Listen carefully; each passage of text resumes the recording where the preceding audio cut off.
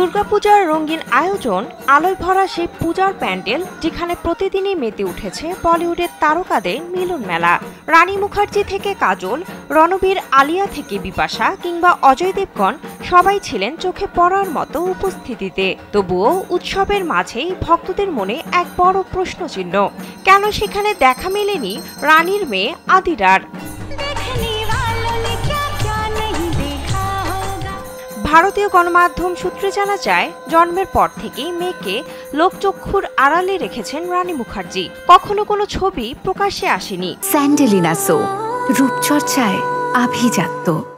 দুর্গাপূজার সময়ও মেয়েকে দেখা যায়নি মায়ের সঙ্গে।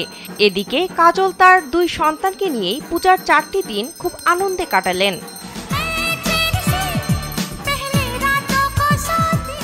সম্প্রতি এক সাক্ষাৎকারে এ বিষয়ে মুখ খুলেন রানী। অভিনেত্রী বলেন, আমি এবং আদিত্য দুজনের কেউই চাই না অহেতুক সবার আকর্ষণের কারণ হোক আদিরা। নিজের দক্ষতায় ওকে পরিচিতি অর্জন করে নিতে হবে।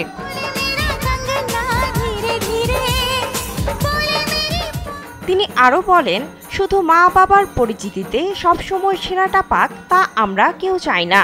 তাই কোনো সময়ই ক্যামেরার সামনে আনতে রাজি নই। এটা আমার এবং আদিত্যর যৌথ সিদ্ধান্ত।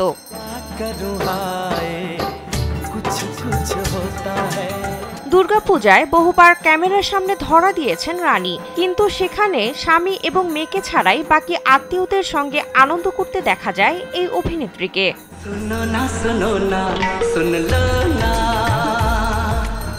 বিনোদন ডেস্ক, কালবেলা।